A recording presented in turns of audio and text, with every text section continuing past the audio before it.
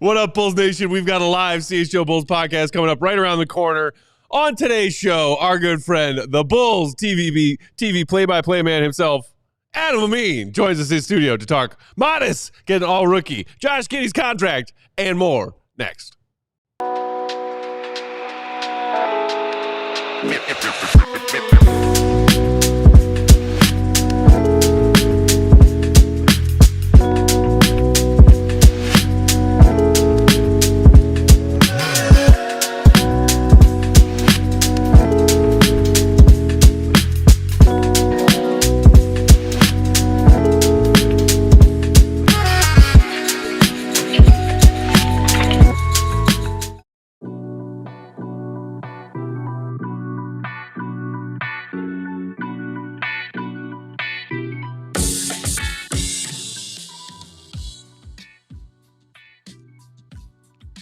What's going on, Bulls Nation? Welcome into the CHGO Bulls podcast. Coming to you live from our studios here in West Loop, downtown Chicago. I'm Peck Bulls _Peck. That's Big Dave over there. Bow! BAWL Sports sitting in the GOAT's chair because the GOAT's off this week. Well-earned time off. Check out his diehard draft guide, allchgo.com. Available now.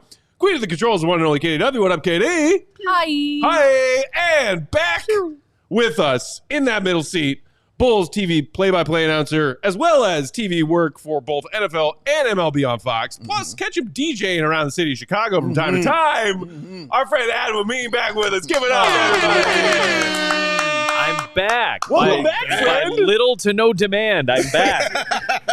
Minimum once a year that is required. It's actually an invisible contract that you never signed. I never signed it, but you yet, got to hang out with us in studio at least once a year. I know better than to mess with contracts, written or otherwise. Smart man. Yeah, as soon as you cross through that threshold, that contract went That's a legally binding step that I took into the room. You know, you have fans here. Our guy, Chris, sales guy Chris, really wants to meet you, but he's just a little nervous to meet you. And I told him, I was like, Chris, come on through, bro. And he was like, no, I'm gonna wait. I'm gonna wait a little bit. I was like, no, come on, he's hang out. fine. So now you got to say something before he leaves, man. He's a huge fan. Please. Yeah, come hang out. Don't think it means too much though, because Chris told me he was nervous to meet me the first time we met. I was like, most people I know that are about to meet you don't know how they're gonna feel when they do. That's true. I think they think they're gonna hate me because yeah, because I'm the tell like it is jerk of the show. How different is I'm gonna ask my man here instead. How different is he on air versus off air? Oh, that is a great question. Great question. I don't think he and I would have the friendship we have if he was the different person off air. Okay. Because he and I both, we're so different, but we're so similar. And the thing is, we're both genuinely who we are. Yes. So I wouldn't be cool with him if he wasn't genuinely who he is. Good. But I will say, when you're around him in his setting, that man is the nicest human in the history of the world. I just need to be in my comfort zone. Yeah. He just has to be comfortable. The only thing that Dave and I have done this gig together has not been a Bulls fan happily talking about the Bulls, other than a very short window of time. There's very little. Not very little, but there has been little at times for you to latch onto in terms of expressing happiness. The other only minor difference is, especially since we've brought in some of these other streaming service partners, and we're on like Samsung TV and Roku and all these places, I've had to curb my vocabulary a little bit in the work environment. Just a skosh. That's not fun for you. No, that's a little bit of suppression. Heck, you got to do that every night on your gig. Yeah. Somebody asked, like, have you ever sworn on television? I don't think I have. Really is there like a hardline list? Like, this column is fair game, this column is not. As far as which words, there's obviously the 7 words you can't say on television. Right, is like a legitimate thing for Shout out George Carlin. George The great George Carlin. But I would say that, like, I've said hell and damn in kind of like contextual ways. Or I mean, I don't know if how contextual it is, but it wasn't like an offensive moment or anything like that. Sure. And maybe it was 11 p.m. in Chicago and we're doing a West Coast game or something, and we've said, I know Will Purdue has said ass many times. Oh, yeah. Dude, I don't know if you've tuned into the past seasons. I love Will appearances on our show. I always think in my head, Will's like, I'm gonna get one in tonight. Just let me get one in, and I'm just gonna say it. Yeah. And let's see what everybody's reaction is around me, because I feel like everybody gets excited. Do you think you're closer to saying those swear words when something good happens or when something bad happens? I think bad. Okay. Yeah, I think good. We've come up with so many exclamations at this point, and a lot of the muscle memory just has you kind of leaning on like the things you say at a big basket or the things you might say when you're excited. I think the frustrations are harder to corral. I imagine you can speak to this in some form or fashion, Matt. But I think the frustrations. That's why I throw things. Yeah, the frustrations are harder to corral. So I would imagine that the bad moments would be the ones that are harder to curtail. You know, what you shouldn't say. I guess. Yeah, as a person who has actually seen both sides of Matt, which is the rarest of things for most. I've seen him as a happy Bulls fan, very slightly, but I've seen him as a really ridiculously, blatantly happy one. It's worse. When he's happy. It's worse. Have literally physically tackled Dave because we've been watching a Chicago sporting event together and something good happened. Yeah. Same sentence, but something bad happened. I'm tackling Dave either way.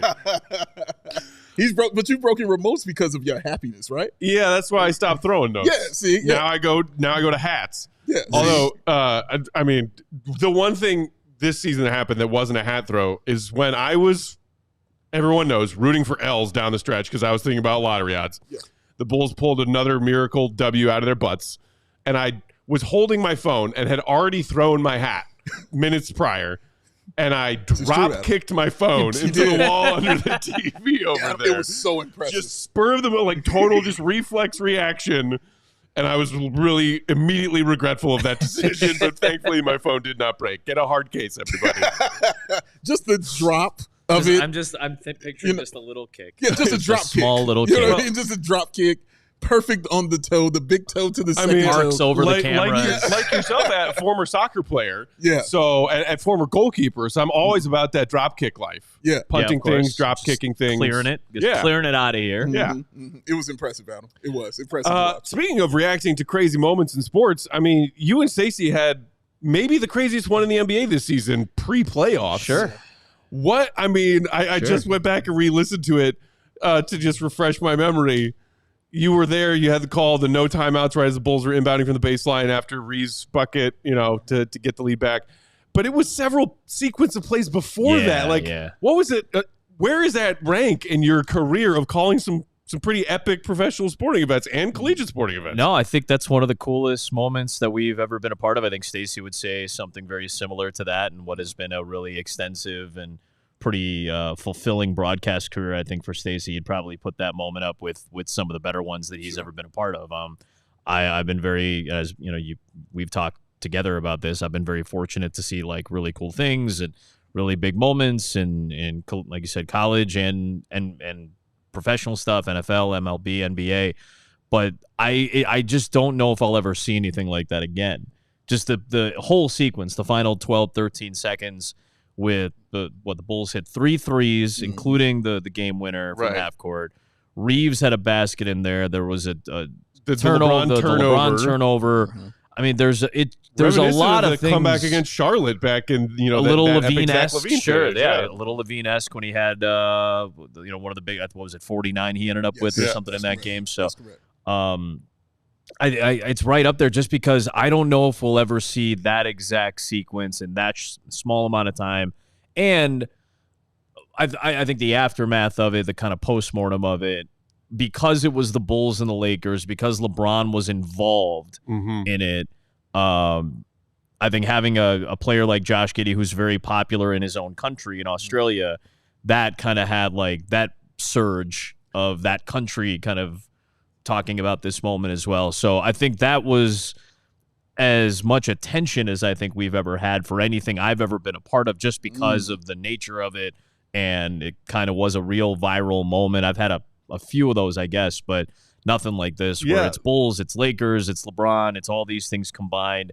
It's the way the game played out and the shot of that nature to win it. I think it's right up there with just one of the wilder things I think I've ever seen. You guys got the treatment from what is it a pair of brothers who do those like twin brothers, sports broadcasts? Yeah, they like do that. That seems to be very popular. The dubbing of broadcast calls on TikTok and Instagram right now, and those together, they're very sweet guys, and they had us both, Stacey and I, on their fledgling podcast, and they had just started one because of their popularity online. So it was really cool, man. Like they were really like supportive of it. And, like, it was really entertaining, and I'm glad that there was a portion of the world that saw it. That's a cool moment. Like, you know, I don't think you realize that until a couple of days go by, and you know, you see how much impact it's had. Not the call itself, just the moment itself, all the things that encompassed it. Oh, absolutely. So I saw Awful Announcing release their yearly best local NBA broadcast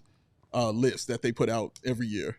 And did you riot? And did you guys riot? Look, the hats were you thrown. So angry? The hats were thrown that you all would drop kick so one. Many phones. Oh, Mike Breen. Who's Mike Breen anyway? Who's Mike Breen? Just the greatest Puts it ever done. Just the best he's ever done. I switched over in my head at some point in the last few years because I think, like, we were just talking about 90s nostalgia with this Knicks Pacers series, and it has like really like our childhood coded vibes to it. Yeah.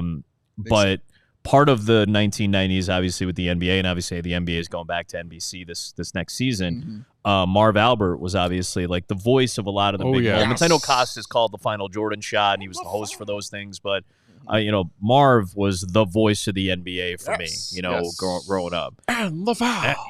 And a foul. Repertoire. and it was not just like the signature phrases. He was obviously on the call for big moments. Yeah. He let the moments often speak for themselves, which isn't the only way to do the job. But, like, obviously, like, Stacey and I are more, you know, exuberant together on that. But, like, I'm also a traditionalist and a purist, and in the old school sense, I've tried to follow Marv's example more often than not.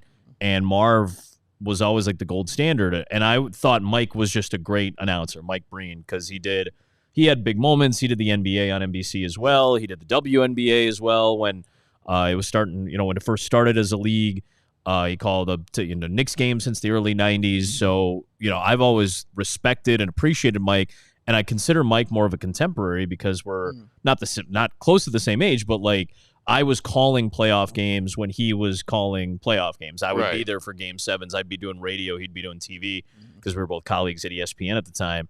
And now I watch, and I think of him as the voice of the NBA. And to me, he's the best NBA play-by-play announcer of my lifetime, in my estimation. So there's no change at all in my estimation of you know, the top of the. And again, that's very cool that we were part of that. Obviously, that's very subjective, incredibly subjective. Well earned, though. But it's well earned. It's very cool that, like, there's a swath of people that appreciate what we do and how we call the games and how we bring, you know, that's a credit to the broadcast team too, the production team. You know, but Mike, and he's one of the greatest, if not the greatest of all time. Glad you brought up Mike Breen, because there's a question I've been wanting to ask you for a while. With Mike Breen and Marv Albert, all have their phrases. And I've never known you as a guy to just have those kind of phrases. Is that something that you kind of wish you had, like a phrase, or are you just like, man, I'm just comfortable being me? Because what you're doing is working beautifully, all right? I don't want you to change, but I'm just curious because when those guys, they talk about like that, you can immediately, bang, Marv Albert, yes, you know what I mean? Even Kevin Harlan, you know what I'm saying? No regard for human life. Like, you can go to something on it. What is it with you that makes you take that kind of different route? I don't know. I also think that it happens organically. Like, I listen to, you know, a friend of mine now, Ryan Rucco, who's a voice on the NBA really for ESPN, and he's the lead voice for WNBA, and then he took over from me when I left ESPN. He took over on the Women's Final Four, and I think he's just a really strong basketball announcer. He's one of the great guys in the business and a great friend. And he has started to gain attention now for he's got like a signature call. He says, "You bet," on like some big shots. And like, it started to become like a thing. And Ryan's been doing this. He's around my age, but he's been doing this around about the same time, probably a little bit longer than me on the NBA, and has done W for a long time. And I think only now it's starting to kind of catch hold. And I don't think he was in there going like, I have to have a catchphrase, but I think he used it. He liked how it felt. It happened on some big shots, started to gain a little traction. And now it's like, I associate him. Bill Simmons associates Ryan with that phrase. So I think it happens. If it does happen, I think it should happen organically. It hasn't happened to me organically, and I haven't found something that I love. I used to use a Mike Tirico call because Mike was out of the NBA for a long time, and he was somebody I listened to and grew up respecting a lot, and he's a friend and a colleague. And he wasn't doing basketball games, so I would say got them all on a big shot for a little while, for a couple of years. I missed that. And I was like, and I love that. And again, he's going to be the lead voice for NBC, and I'm so happy for him because he loves the NBA and he's been missing it. Obviously, for left ESPN for greener pastures, and now gets the chance to be back on it. But I used it for a few years, and then I was like, it doesn't feel right. It doesn't feel like that's me, and not that it didn't sound good or whatever, but it just didn't feel right. And I think if it ever happens, you'll know. It feels right. You might hear me say something and go, that was good, I like that call. Or you might hear something and say, hey, maybe he'll use that again. Or fans kind of gravitate to it, and maybe that gives you a little bit of a steer of the ship to figure out if it works. So stuff like that's like the nuanced thinking. James in the comments just figured out what mine is, and there goes the take. There goes the take.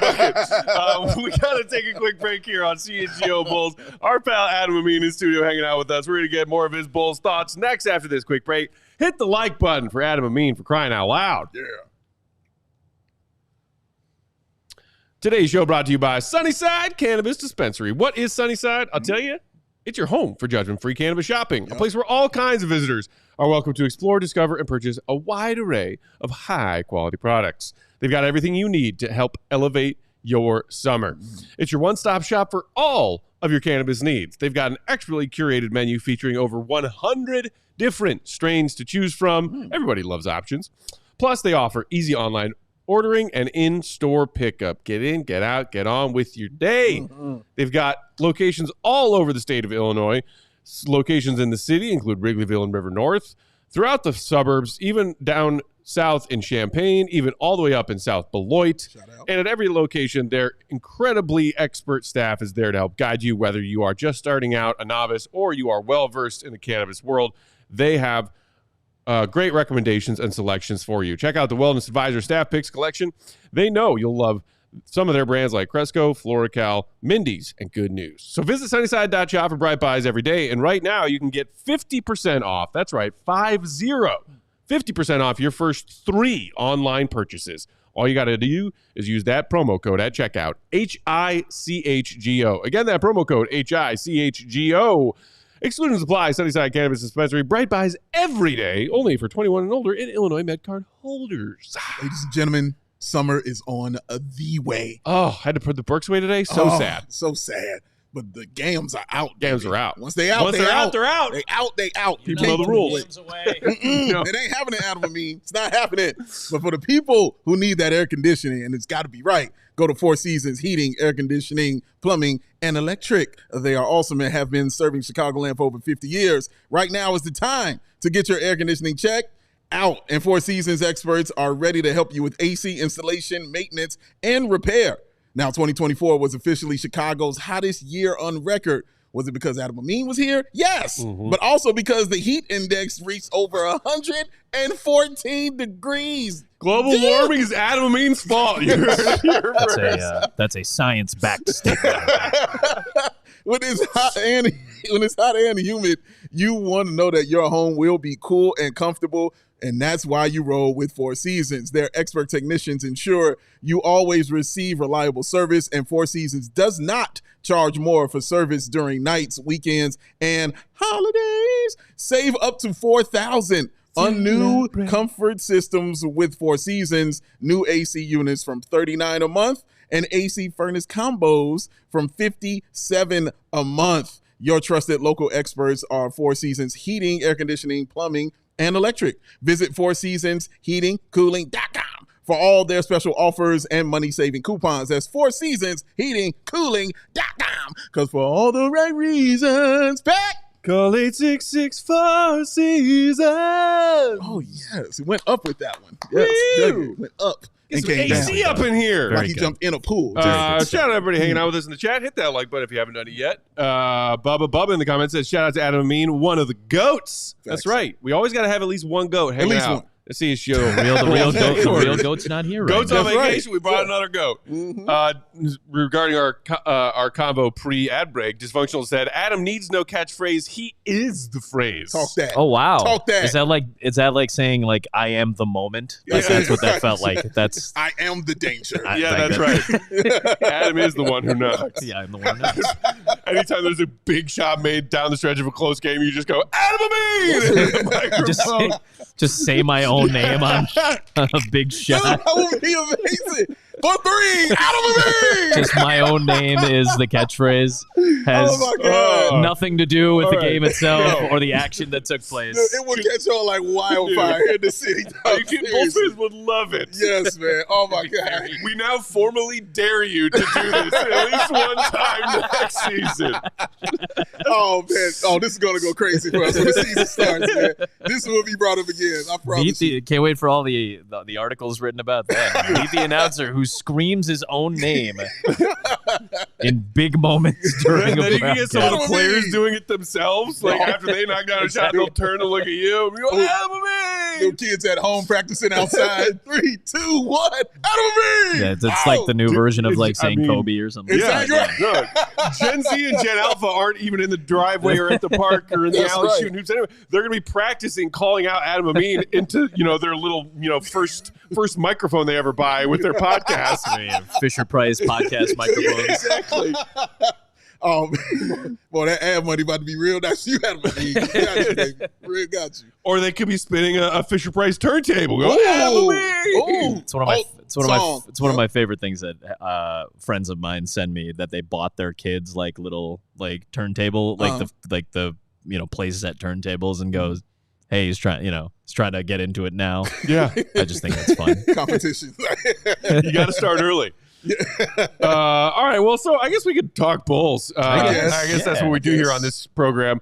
I'm curious how you felt. We all are sickos who watch all 82 and cover all 82. Being there up close and personal, you miss a game here or there because of your other broadcasting duties and whatnot. But for all intents and purposes, you watch a whole season. Did you feel like it was really compartmentalized? Because it was like in the first half of the season, it's like, okay, yeah, DeMar's gone, Caruso's gone, but nothing's changed. Levine and Vooch come out playing like all-stars, and they're a not quite 500 team. Like, we've seen this before. Sure. Then they make the Levine trade, and then in that immediate aftermath, the bottom falls out a little bit as they're adjusting. All of a sudden, they're a team 14 games under 500, and then they finish 15-5. This crazy flurry. Matas with an increased role. Giddey putting up crazy numbers. Coby playing like a quasi-star again. How did you feel, like, just timeline-wise, going through a season that had that many ups and downs? Yeah, when you go into it, knowing that, all right, they've already gotten rid of 2 key pieces in DeRozan and Caruso, what's the direction, right? And I've said this before. I've said it publicly. I don't think I'm saying anything out of school.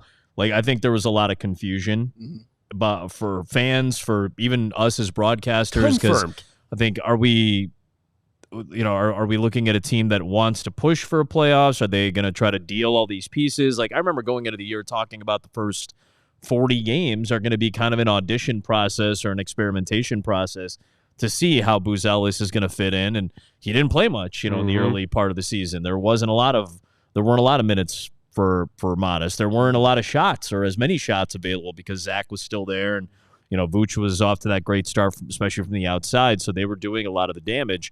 And Josh Giddey was still kind of finding his way, and Coby White was still kind of finding his role. I think when we got about 40 games in and thought, all right, well, this is either a play-in team or a team that should maybe, start to unload a lot of its pieces and try to start looking at, the key elements of a rebuild. I think that's where most of the frustration took place. I'm sure a lot of us were expecting more around the trade deadline, thinking, all right, well, maybe they can deal Vucevic as well. You get, there were reports, during the week of the trade deadline that after they had acquired Trey Jones and Kevin Huerter and Zach Collins, that like, well, they're going to try to deal these guys off. Don't get comfortable. Like by Thursday, that week, the deadline, these guys probably will find different homes. Before the news of Lonzo's extension. And then the Lonzo extension takes place that week. So it was a very odd week. And I think for those basically 2 weeks until they came back and played in New York, I think it's it's safe to say, like, this looked like it was a team that was looking to tank. We talked with people in the front office about it. That never really seemed to come to fruition. So I think the focus became, let's try to win. And I understand that, because if you say the word tank while looking in AK's eyes, he will Homelander eye zap you, like, just burst into flames. These are like just words that apparently are, are bad words in the organization. Whatever it may be, like, these are disallowed words and phrases. And that's fine. I'm not going to argue with people's philosophy who own teams or run teams. Like, fine, that's the philosophy that you're going with.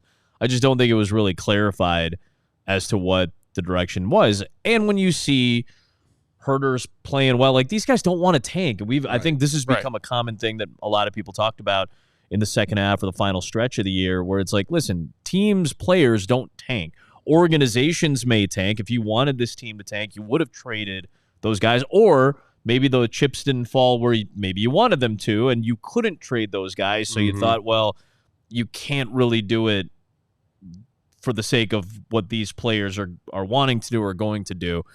There's just a lot of clashing philosophies, and that leads to the kind of same place that this team ended up at. Now, again, for us as a broadcast team, like, whatever's the most compelling thing is the thing that we're going to latch onto, because I'm not necessarily here to, like, root for the Bulls to win. Internally, I want them to win. My job is more fun. It is the team that I love and the team that I grew up with and the team that I do in my heart of hearts root for. But at the end of the day, I want competitive games that have some kind of meaning to them. Otherwise, I don't want to call games, or I'm not saying I wouldn't, or I'm not going to, because maybe this will be a team that's working in that direction, but no broadcaster wants to call games for a clearly tanking team. Right. The compelling drama of it goes away. Right. So, yeah, you can focus on development, you can focus on young players, you can focus on rotations, and that's what we would focus on if at any point Arturas Karnisovas or Mark Eversley or anybody in the front office has said, hey, we're tanking. We're doing what the Wizards were doing, or we're doing what the Hornets are doing. We're going to trade away as many players as possible. Let the young guys develop. They're going to be bad. Let's deal with that. We would have changed the entire focus and tenor of our broadcast. Right. So we have to go with what is on the floor, the messages that are being given. I obviously interpret them in my own way, and I have my own frustrations with them, and I think I've said those things publicly. But I understand where everybody's coming from, and we just present the product that's in front of us. What is your opinion of Arturas? Because you've actually had a chance to interview him. He's been on the broadcast with you guys. Sure. Was he on the broadcast? He was. He was. Yes. on that Lakers game, on that shot. Yes. Conveniently, when all things were looking real peachy keen for the Bulls. Funny how that worked. Sure. So you've had a chance to talk to him, and maybe even talk to him with the microphone off. Sure. What's your opinion of him like? And also, what's something that most people just don't know about him, or what we see is kind of what we get?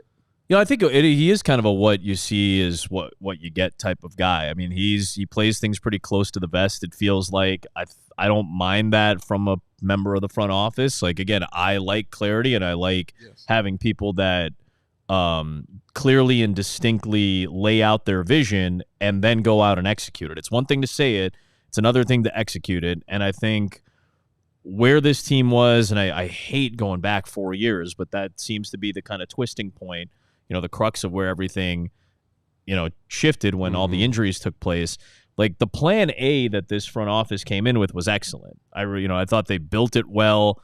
They kind of built a roster that was made to do everything well, but with little depth and no backup plan. And I think that's where the frustrations started. Like a lot of people, would have been fine with some clarity by saying 2 years ago, hey, we don't really have the right pieces or too many injuries or whatever. We're gonna jump off the ship and try to start over again. I would have been fine with that. But being in limbo is not fun, and I think that's where this front office probably lacks relative to others. But as is the case in any organization and professional and probably collegiate sports at this point as well, if you win, a lot of this stuff goes away. Yes. If there's victories out there or the plan is working, nobody ever questions the plan, rightfully so. Right. You shouldn't question things when they're not working or when they're working.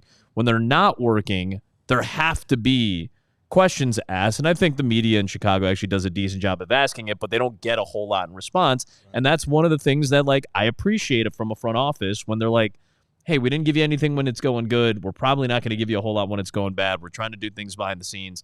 I understand navigating through egos of players, coaches, other personnel in front offices. Like, that's not an easy thing to do, but at some point it's just frustrating to see that the results haven't come to fruition yet. So any frustrations I have or any frustrations that fans have with front offices have more to do with the results or lack thereof versus like how you like or dislike the guy. Because I have no problem being around these guys. I think they're good basketball people. Sure. I just haven't seen the results yet, and I'm sure they're not pleased with their results. They have to hide their feelings a little bit more than you do, and maybe even at times I do.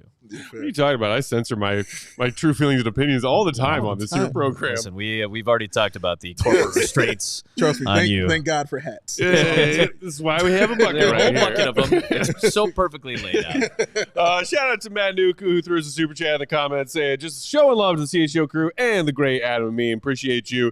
Let's knock out a couple other ads. When we come back, we'll get Adam's thoughts on Josh Giddey's contract summer up ahead. And Matas, who just got named to the NBA's all-rookie second team earlier today. Let's go, Matas. Yes. Hit the like button, y'all. Huh? Yeah, there are. Yeah. Yeah, there are. There's every two bring. Yeah. Huh? We're only at 30. We're not at 45, Katie. So should I go ahead and yell about my man Ray? Ray! Then I'll yell about my man Ray Chevrolet and Fox Lake. They are kicking off summer with a big Memorial Day sales savings going on all month long. Come in today to shop the Memorial Day sales event and drive home with 0% financing for 60 months on select new Chevy models, or check out their selection of over 125 vehicles priced under $20,000. With one of Chicagoland's largest Chevy inventories, you're sure to find the perfect vehicle for yourself. And as one of the top-selling Chevy dealers in the Midwest, they're able to keep their prices competitive, so you know that you're going to get a great deal. Plus, Ray's Price Promise lets you shop confidently because a guarantee of no add-ons, no hidden fees, no gimmicks means the price that you see is the price you're going to pay. You don't have to worry about price changes, stressful negotiations, no tricks, no woozies, and for the love of Adam Amin, no Wazzies out of here. Get them out of here, all right? The people at Ray Chevrolet just want you to get into the right vehicle at the right price. So go see it for yourself. Visit our partner at their convenient location right on Route 12 in Fox Lake. And don't miss out on their Memorial Day sales event going on all month long for 0% financing on select Chevy models. Shop Ray Chevrolet in Fox Lake or at raychevrolet.com. They've been serving the community since 1963. Together, let's try. Let's try. You know what thought just occurred to me, Dave, is that I really hope the word Wazzies is not some like fabricated derogatory term that we aren't familiar with, because we talk about woozies and wazzies in such a negative light, just in reference to propping up our pal Ray and the great deals they offer at their dealership. Matthew McConaughey wouldn't do that. No woozies and no wazzies. Yeah. But I realized I just said, get the Wazzies out of here. I was like, oh, man. I really hope Wazzies does not have any Matthew ulterior McConaughey meanings. would never steal you wrong. Never do that. I promise. He would never do it. He would never do it. Would never. I'm a nice guy. All right. Matt loves all. Yes. Well, not actually like Dave does. Depends on I do. which team you're running and how you're doing. I love all. Today's show also brought to you by Lucy. Are you thinking of leveling up your nicotine routine? If so, you got to check out the fine products at Lucy and give them a try. Lucy offers Nicorette gum, the old classic, but they also offer nicotine pouches, plus what they call Lucy Breakers. They're nicotine pouches that have a little extra burst of hydration and flavor in each pouch. These are my apple ice Lucy's. These are my favorite flavor. Try your flavor. Try them all and find your favorite flavor. They also offer a range of amount of nicotine per piece of gum, per pouch. So whatever your nicotine habit is, they've got the exact right product for you. And best of all, it's a monthly subscription that shows up at your door on that calendar like clockwork. Yeah. No more annoying trips to the bodega, the gas station, the discount tobacco outlet down the street. Oh. It's annoying. Who wants to do it? Nobody.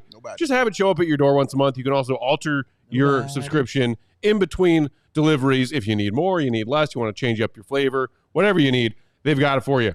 So go to lucy.co and use promo code CHGO 2025 to get 20% off your first order. Again, that's lucy.co.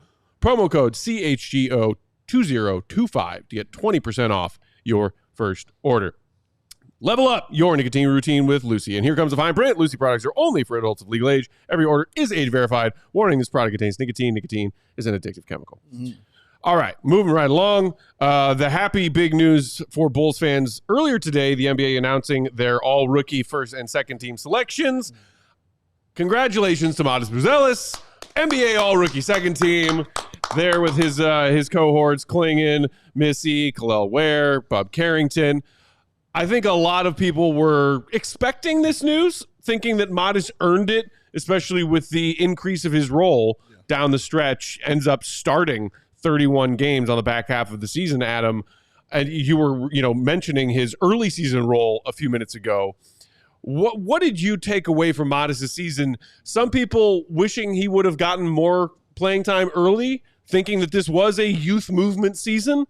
And some people at the end of the season, especially after hearing what Matas had to say himself, praising Billy Donovan and the coaching staff and how they brought him along, saying actually maybe the slow and steady approach based on the final results was right. And look at what we have now with Matas. What's your take on his overall rookie season? Yeah, I think there are easily two schools of thought on that. You could say like he should have been playing from the start because of what you just described.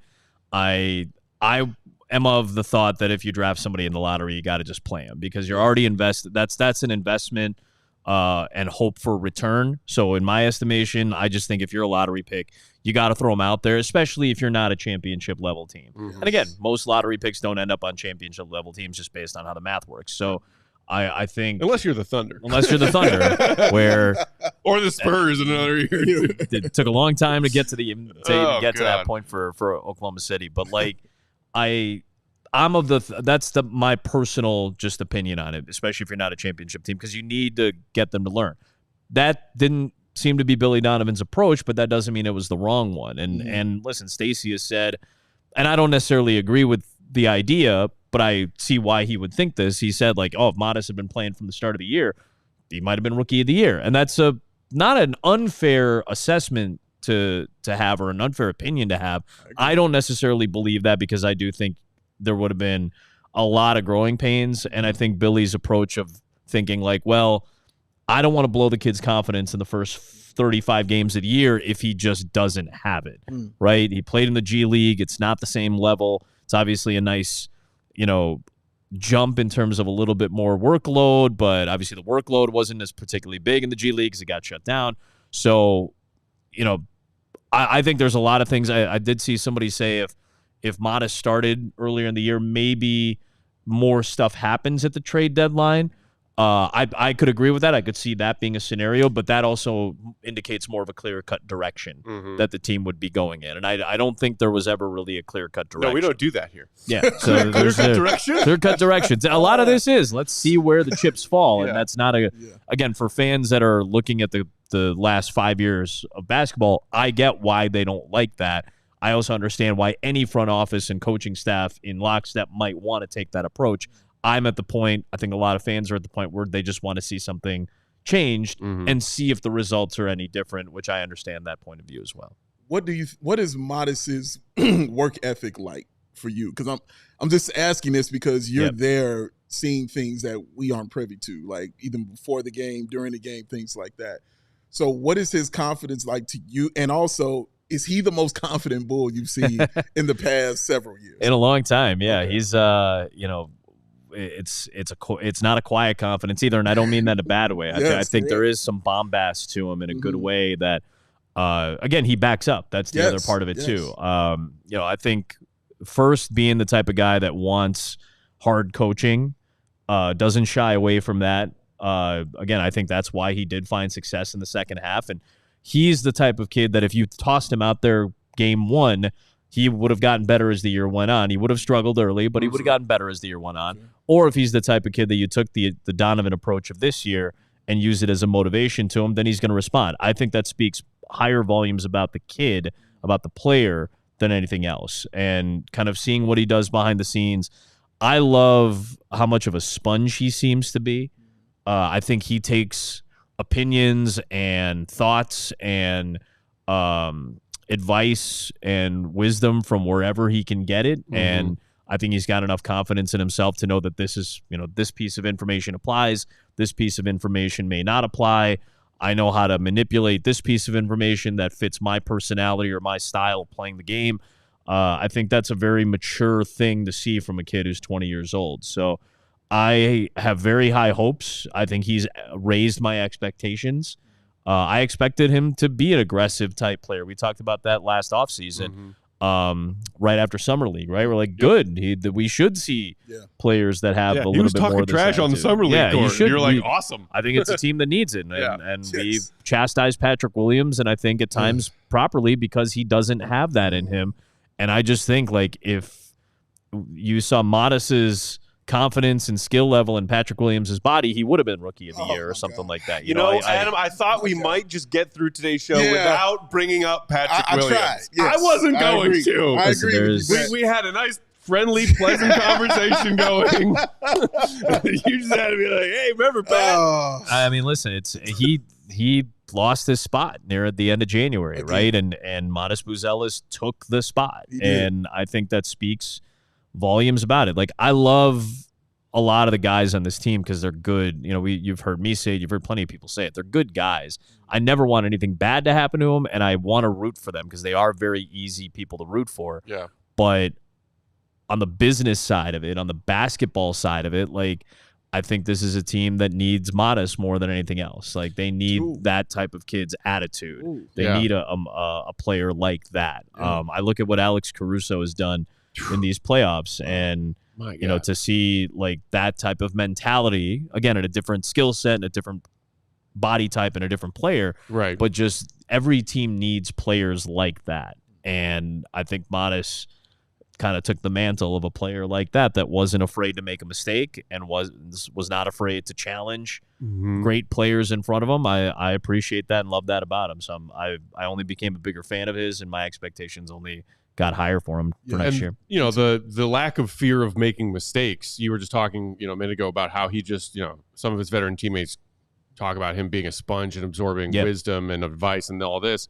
Paul Sorensen in the comments just saying, Matas said he asked Billy Donovan to be tough on him. Yeah. Which is also true. And if you're talking about a player who has also said the things Matas has said since being drafted into the league, like, I want to be the best player in this league. He said things along those lines, knowing that, hey, I want to earn that. I want to earn every minute that I play. Yeah. And we saw some quick hooks from Billy in the early going for the Rook. If those mistakes were made, but I think Matas at no point this season let any time he was taken off the floor for whatever reason or didn't get the allotment of minutes he wanted that night for whatever reason, did not stop him because he came out even more confident the next night. I am curious where you see him. You just said you have high hopes for Matas. In this recent era of Bulls basketball, I think Bulls fans are always looking for the next beacon of light and hope when things have been somewhere between middling and bad. In this crop of young players drafted by AK and Eversley since they started their regime in 2020, who are still part of this team's roster, Pat, Dalen, Julian, Io, now Matas, where is Matas's ceiling comparatively to you? Is he a piece that you believe now could end up being a cornerstone piece? If we are also wondering whether or not Coby and or Josh Giddey are answers to that question. Yeah, hard to tell, obviously, after 1 year, certainly. So without putting too much on him. Correct answer is 5-time MVP, 6-time finals MVP. Trajectory-wise, like, he's got the best ceiling of, I think, the group of all the players. And I also take into consideration where Coby White is in terms of contract, because somebody is going to pay him a lot of money, you would think, either this year or next. Josh Giddey is about to get paid by somebody.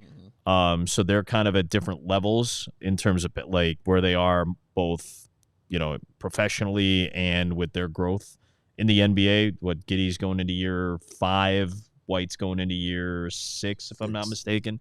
So, it's still a big difference there, but that's why I feel like the trajectory is really high for him. I think he could be like one of 3 key pieces. Cornerstone is hard to say again after 1 year. Yeah. But I think could he be like one of the 3 most important players on a playoff level team and like a top half of the Eastern Conference team? I think so. I think that's a really good ceiling to look at after if you're really trying to look ahead, but you only have this to go off of. I think that's not a bad spot to end up in. I'm with you on that. No, that's true. Let me ask you about Coby White. Brought him up. He had just a really awesome season, especially down the stretch for the Bulls. He was just putting up some gigantic numbers. Yeah.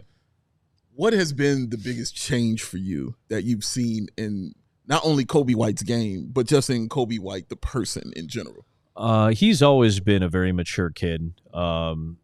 He's still so young. It's weird to think about. What is he, 24 years old, 25, whatever he is. Yeah. Came in as one and done after he was one and done. Right? So he was 19 when he came up, and he always came up as like a kid who had a little bit more wisdom and maturity than his age would show. I think he's a very stoic, solid young man. So I think the way he approaches things is pretty even-keeled. He's not a big, I talk about myself kind of guy. Yeah, he's he's much more comfortable talking about teammates and then kind of getting into, I think thinking about the game a little bit more organically. I think the work that he put in is now finally catching up to like where he is physically and how he can play the game at a certain speed. I made this comparison this past year. Kyler Murray, quarterback for the Arizona Cardinals. He is at the point of his career. I think we did a Cardinals game, and he was making like his 80th start in the NFL, right? So like 5-ish years into his career. And it was at that point where we kind of watched Kyler and thought, he's at the peak of his physical abilities right now. Like he's in the prime of his physical abilities, like 29 years old or something, maybe a little younger than that. So he's like still at the peak of like, I can evade people in the backfield. I can run around. Nobody's going to tackle me. And I can use my physical gifts. But I have 80 to 100 starts now. And I think the acumen that you acquire just by being in that position and playing that much ball, you are starting to see the IQ and like the understanding of the game and kind of the overall feel for it at a really high level and starting to advance. And when those two things start to come up now, they're finally around the same time, right? They're both at a really high level. And I think that's kind of where Coby is at right now. Now, where is his ceiling? That's my question. Yeah. Did he hit kind of a ceiling? Now, if this is his ceiling, that you'll take that's a 15-year NBA career that we're talking about for a guy, a really nice one that for a guy that could end up scoring somewhere between 17 and 25 points a game for a long time in this league. Is that where Coby's ceiling is? And that's what my next question is, because I think we saw against more elite level defenses, we saw struggles. And again, those struggles are a little less now. He's still putting up big numbers against better teams, but overall, what separates the superstars in this league from like the really good or even great players is your ability to do it against any defense, highest level of personnel on the other side. On the second night of a back-to-back when you're in your toughest stretch of the year, like Coby would have trouble replicating those numbers against better and better defenses or deeper into playing games against the Heat being other key examples. That's obviously the biggest key example of it, right? Because they had just played against each other a week prior. So you see where the struggles were, and that was a lot of Miami doing things defensively that they didn't do in the week prior matchup. Kind of playing some chess in that regard. Will Coby be able to do this consistently against any defense? That's where you take the next step. Right. Talking about what this front office's vision is, and you mentioned that, hey, speaking of Coby White, they might have to pay him if they want to give him around very soon. But obviously, before that happens, as you also said, Josh Giddey is about to get paid by somebody. I think most people agree that somebody is the Bulls. As we near free agency window opening, just because Brooklyn Nets, Bueller, like what other teams are throwing him a big bag of money this summer? Short list, if any list. I feel it's a can of worms conversation. And I feel like Josh Giddey is a very polarizing name among Bulls fans right now. There's the Giddey committee, the true believers. Like, don't tell me Josh Giddey can't be the best player on a championship team, because by gosh, he can. He already did. Where were you? You missed it. And those of us who are a bit more skeptical, where are you on that spectrum I believe it was Michael Scotto most recently threw out a figure, which was, again, a figure we had heard before. People around the league talking about Giddey looking for that Jalen Suggs area contract, 5 years, 150, yep. a 30 mil average annual valued salary. Some Bulls fans say, yeah, in today's NBA salary cap, that's not even really a max contract. Sure. It's a starting point guard going rate. Yeah. That's your plan if you're the Bulls, so pay him that. Others are like, well, the Bulls have some leverage because of the market. And some people on top of that say, well, teams that have leverage, do they even really use it? Guys just get paid because guys get paid. Sure. Where do you come down in that whole conversation? I mean, there was a time when I thought, like, the Zach LaVine deal, the first one that he signed, the first re-sign that he had, I think it was 5 years the match for 90. to Sacramento? Yeah, Sacramento match. Was it 5 over 90 or something? Yeah, like and that, I don't even think it was 90. I think it might was not like have 80 been. Yeah, something. I think, it was like around 20 a year basically they were looking at, and at the time I was like, I don't know, I don't know if that's and again at that point it's 2018 or 2019. I think I was kind of in the tank, and reset thought process as well. This front office has already learned a hard lesson of kind of betting against itself or bidding against itself, I guess. Yeah. With the Patrick Williams contract, you probably overpaid Patrick by $35 million, maybe 30. If you're being more generous. Also, the Vooch 3 years 60 extension. Some people say bid against yourselves there too. You might have bid it. That's potentially. I still think $60 million for a veteran guy who probably give you a decent amount of production. I think is probably around what you were going to pay. Yeah. But again, he kind of maybe played beyond it for a majority of this year. For sure. So you can only evaluate these things in these little chunks and these 1 year chunks. So Patrick Williams' contract looks bad right now. I don't think Vooch's looks very bad. I think I understand more now than I did 2 months ago or a month ago that 150, 5 over 150 is not terrible for a starting point guard. And I do think that I'd be more willing to pay that to Josh Giddey because I think there is more of a ceiling there. I think his ability to be a lead guard, to be a triple-double type guard on a consistent basis, that's not an easy thing to get. He has a ceiling defensively for sure. I think he can raise that a little. How much, I don't know. I don't think it's that much of a ceiling. And not because I don't think guys work hard at it. It's you sacrifice certain things based on the energy that you exert. You sacrifice things on offense that you do well when you're tired based off what you've done defensively. There's only so many minutes you can play. There's only so much effort you can exert until you get into the point of your body where you're risking injury. Yes. So do I think that ceiling is super high for Josh Giddey defensively? No, but I think he could be an elite offensive lead guard.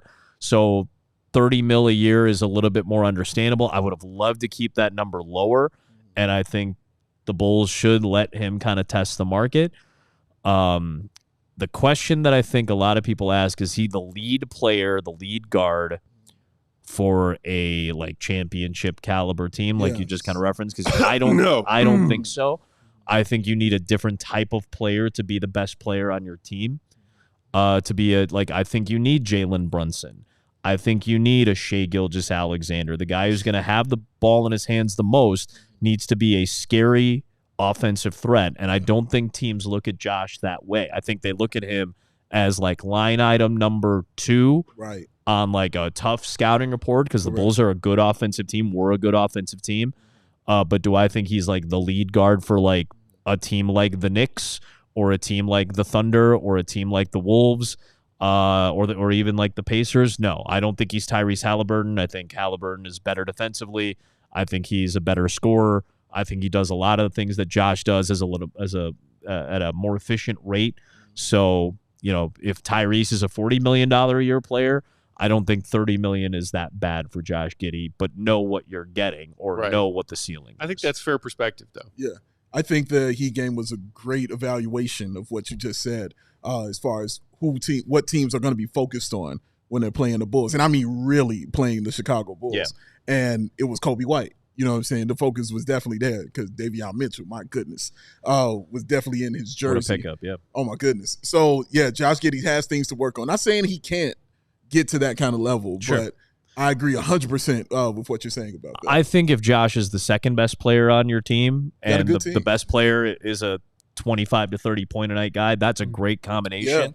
And I would love if Kobe got to that point. I don't know if that extra gear against the best teams for 70 out of the 82 games that you play is there right now. Now, those are two guys that I would certainly put bets in for based off of like what I know about them in terms of work ethic. I think Kobe's one of the hardest workers you'll ever meet, and he's got great perspective. I think Josh Giddey got his butt kicked in the media last summer, and for off the court and on the court reasons, and I think that gives you perspective fast when you're 22. I think he's the lead, one of the lead players for an Olympic roster that's good, top 6 in terms of like good showings at the Olympics. Like the Boomers are a decent team and a growing country in terms of quality basketball, and he's one of the most important guys on that. I don't think you can overlook that in terms of leadership, and he's only 22. I think there's a lot of potential for those two guys, but right now those two guys are going to take you to the 5 seed, and if two elevated versions of both of those players based on the current status of the NBA, those are the types of players that get you to the conference finals and maybe to the NBA finals. Right. And as much as it's been blown out of proportion, guilty party right here, I love bringing it up. The thing AK said at the deadline about like, well, in today's NBA, you can build a team with, a few stars and then complementary players, or you can try and build a roster out with 9 to 10 very good players, and we're kind of going down the latter path. And I roasted him for that, and I think he deserved to be roasted for that because that's a ridiculous thing to say if you're being realistic about who wins championships in the NBA. Because name us the last NBA champion that did not have a superstar player at its helm. And the question about Josh and about Giddey, Josh and Kobe is not doubting what they might become, but also keeping those expectations realistic. Because the other thing AK said about we love bringing in guys that are young but have a lot of experience in the NBA. Okay, that means there's a body of work to look at. Sure. And how often do we see players Kobe's age or Josh Giddey's age? And I know some of you might say, hey, only 22. But this many years into the league. With the mileage and everything. Go from being a pretty good player to the best player on a championship caliber team because they are a superstar player. Yeah. Like those like that evidence doesn't really exist. That's that's Shea, that's a one in a 5 year type, once every 5 years type of players. So I'm on the same page in terms of the understanding. I do get it with the second apron. I do think more and more teams are going to start to shift towards we have to build 9 to 10 like a great roster, but at some point you have to pull the trigger and bring one of those types of players for a long-term deal or a rental to get you to that next level the way Kawhi was with the Raptors a few years ago. Yeah, and that kind of was a question I wanted to ask you about that. I heard them talking, ESPN Greenberg was talking about it today. He feels that the NBA, with what we've seen so far in the playoffs, is the death of the super team. Like that's kind of ending and it's over. And he's like, this is an awesome thing. So with these last 7 years, there hasn't been a repeat champion. There's going to be another new champion this kind of year. So with all that newness going on, what's your opinion on it? And do you agree with that? Like the end of the super teams is here and it's a good thing. I think it's a good thing that if it is the end, I don't think super teams will be completely gone because you could always term something a super team based off the assets and based off the the revenue or the capital, I should say, that you're putting into those specific assets and the accolades, those for sure. But like Magic Kareem Worthy was a thing. Super team is just this era. And now it's suddenly just the money that's attached to it feels so big, right? Like you need. Like super teams now, you're going to have a $50 million player, a $45 million player, and a $40 million player. And that doesn't necessarily lead to great results all the time. I think chemistry is a big thing. I talked to a lot of the Bulls assistants about it in those last 20 games. And a lot of them, like Dan Craig, who was a longtime Miami Heat assistant and was there when LeBron showed up with Bosh and Wade. And I remember asking him, because I remember when they first got together in Miami, it was not a great team. Like they had 40 rough games, like a half a season of not particularly great basketball. And Dan said to me, he's like, they were all figuring out their roles, but chemistry got there fast. And chemistry is a funny thing. And I see that now with the way the roster shifted in the last 20 games they played so well. Chemistry is a funny thing. Right. So I think you're getting to the point where your decision-making as a front office and the hits have to be on point. And I think right now it feels like more misses than hits, But the hits that this front office does have, if you can lean into them and then hit again in this draft, with a player that you're not going to, that's not going to blow you over in terms of Cooper Flagg level recognizance for the fan base.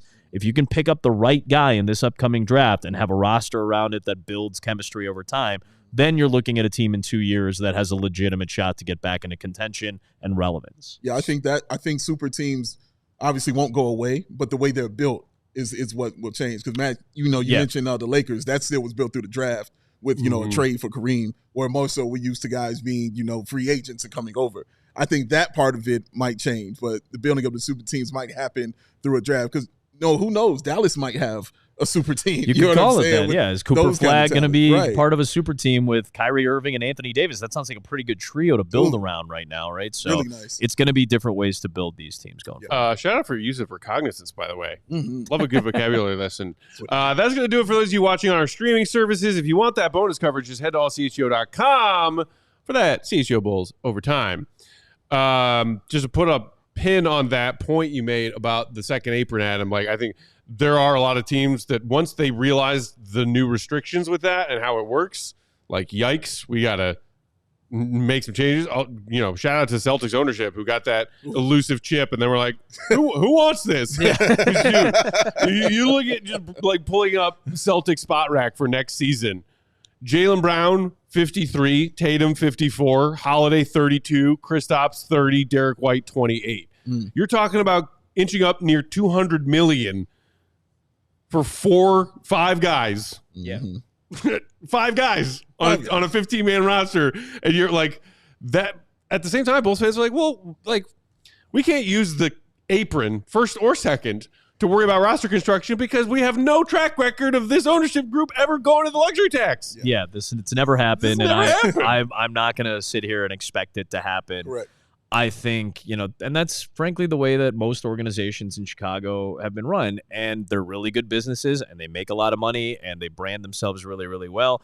And once in a while, you run into the right amount of money spent, or, the way the Cubs have kind of done it over the last decade since winning a World Series. If this team looks like they have a shot, then we'll make the move. And that's never satisfying to fan bases. That's never satisfying to most people who follow a team. And I understand that. I do think there are going to be a lot of NBA teams, though, that are in not the, you could say the second and third tier that have a maybe outside shot of winning a title that will feel like if they can build a team in this fashion, right, then they'll go pull the trigger. Then that makes for exciting trade deadlines and free agency openings, obviously. But will the Bulls be a part of that? Yeah. Or will they take, is the Thunder route available to them to try to really build through the draft in the next 3 or 4 years, unload a bunch of assets, try to find a diamond in the rough? Listen, the Thunder also got a little lucky. Sure. Most people will say that Shai Gilgeous-Alexander was a high quality player, but I don't know if they were oh, we're going to trade Paul George, who's an established star, and we're going to get, we'll take Shai, I guess, and he's going to turn into the MVP. Yeah. I don't, you have to find a little luck somewhere. Yeah. But the foundation has to be in place so that when your luck strikes, or you make your own luck by getting somebody, whatever, or you get the number 1 pick, when that strikes, when that finally happens, you already have an established culture and foundation of personnel, and the Bulls have to find those things before they even remotely start thinking about getting to that point of what the Thunder have done, and to get if you ever want to feel better about your lot in life as a Bulls fan, just talk to a Clippers fan recently. Woo. Shout out to our pal Emma, our director of social media, diehard Clippers fan her whole life. Bring up Shai Gilgeous-Alexander to a Clippers fan and just see what happens. Because they are in shambles. I mean, they thought Paul George and Kawhi Leonard would be enough to win a title, and in a lot of cases that would be true. It just didn't end up being true for this particular run. It's true. What with the draft coming up for the Bulls? If we're just talking about positional need, what position do you think they need to focus on, and why is it center? I still think it's center. No, it's funny that you said it there. Yeah, I think center is the most important position for them. Obviously, unloading Vucevic to get that salary off your books and to maybe get an asset back somewhere. Whether it's, I would love to see, a 2025 pick and a 2026 pick. Like I wouldn't mind 2 second-rounders for Vucevic. If somehow you can finagle a first, I don't think they're going to finagle a first rounder, and that's because say finagle again. I just don't think they're going to get a first rounder because, based off of reports and things like that, like most front offices around the league feel like they can hamstring the Bulls and kind of hold them hostage because they don't have enough capital to deliver back. I understand that. So if you can somehow get 2 draft picks, 2 second-round picks out of a Vucevic trade, or a pick and a playable player, that's fine with me because I think the center position is where you should be drafting. I don't know if you're going to get Kaman Malawach. I don't know if you're going to get Derek Queen. Who's the kid from Michigan that's kind of at the Wolf?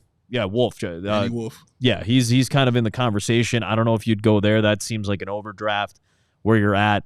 If you're looking at best available, I've seen Jace Richardson, the son of Jason Richardson, who's a guard at Michigan State. The other Michigan team. The other Michigan team. Like, I would love Derek Queen at 12 if you could somehow get him. What do you love about Derek Queen? I think I like his aggressiveness going to the rim. I think he finishes well. Obviously wasn't afraid to take a big shot in the NCAA tournament. Was that Elite Maryland. 8 game that he hit that buzzer I think beat? the round before. I think they beat Maryland, right? Or they beat Michigan banker State. to the left. Yeah. They beat Michigan State, and you have to be able to take that shot. I like his finishing. He was a solid rebound rate at the collegiate level. I think he can be a better shooter, be a little bit more efficient. I think his true shooting percentage was under 60 at the collegiate level, but based on where you're drafting, like that might be the best big you can get. I would love for them to get a big. I don't want to see another guard on this roster, and I know it's a very guard heavy. You might have to take a guard, and then you really have to focus on like where is your organization going, because then you become a bigger piece of a Coby White trade conversation. That becomes a real conversation that you have to have because he's at peak value right now. He is on a very team-friendly deal. I think Coby could be a very good contributor, like a third best scorer on like a legit team, like a legit the playoff Lou Williams, archetype of player. Certainly could play that role. He would be hell against backup rotations against teams. Like a backup point guard is going to have a lot of trouble guarding Coby White. So I think you could, if you draft a legit guard or somebody you feel is a legit guard, because I do think you're going to get some bigs overdrafted because there's not as many of them in this draft, and you're going to get some guards that could have gone in the top 10 that will fall to 12, maybe in the top 7 that will fall to like 11, 12 where the Bulls are drafting. And then you have to start making decisions about who you want to have on this roster going forward. As we wrap up, Katie, can we get the results of today's poll from the YouTube comments? I am very curious to figure out who. As soon as I saw it, I was like, great choice. Katie's been going poll crazy, Adam, by the way. Okay. Matt. No, you're the one. He can say, no, Katie, you can't do that. Like, seriously, that's not fair. That's not fair. I refer to her as Queen of the Controls because she is. Sure. A couple of times I've not just like dumbly also mentioned because it rhymes, and the Queen of the Polls because she makes polls for fans to vote on in the chat. It's a weird. She takes the meaning. It's a double entendre. Do you see where the problem is? The part of having a double entendre means there's a second meaning to it that I think Matt was not thinking. He's the one who always frames it that way. Jesus. The poll question was, Katie, if you will. It's what's the best activity to yell Adam Amin while doing? The winner, and it's by a long shot, 50% of the vote, hitting a game-winning shot. Second was winning the lottery. Third, very close third, saving someone's life. And then last was buying a new car. So, okay. I voted saving someone's life. I like the idea of doing something as important and as crucial as saving someone's life in whatever manner that may be. And then just, throwing a rope to a Hans Gruber, falling off a building. Person undertakers his way back to life and then yells out, Adam Amin. Does the person who was brought back to life yell Adam, or does the person who saved the life? I think the person who saved the life. Okay, that's the one. That's like taking the shot. One. You know what I mean? Yeah, I'm gonna give it the person. You yell your own name while saving someone's life. Gosh. Tell the newspapers who it was. I didn't do this out of the goodness of my I didn't do this out of the goodness of my own heart. I want the credit for saving somebody's life. Damn it. Today. What he does do out of the goodness of his heart is grant us his time whenever called upon and asked. enjoying some much-earned downtime right now. Yes. But, only a matter of time before the schedule picks up again. So please enjoy your quiet time, man. It is well-deserved, well-earned. Bulls Nation, as you can tell from the chat, every time you stop by, loves you and the work you and Stacey do. We love you. We appreciate your time. We appreciate your work. It is always a pleasure. I appreciate you boys very much. That's the one and only Adam Amin, Bulls TV play-by-play, the guy who called that Giddey half-court miracle and so many other fun Bulls moments. Back next year. You got it. Let's I'll go. be here. We will be back tomorrow. Special time. We got to move some stuff around because CHGO Bears, the Bears run this place. We just hang out here. 12:30 Central. We will have a live show for you guys tomorrow. So spend your lunch break with us. Follow Big Dave Balby at WL Sports. I'm Bulls_Peck. We are CHGO_Bulls. Again, reminder, check out that GOAT created and beautiful and endless diehard draft guide available now, allchgo.com. If you want to dive into some draft homework tonight. Shout out to the queen of the controls, the one and only Katie Duffy. Much love. Talk to you tomorrow. You want to say it so bad. You know he want to say it so bad. He was thinking about it. I got him. Polls. Adam Amin. She's good at polls. C-Red be good. Peace. Love y'all. We all silly like the mayor.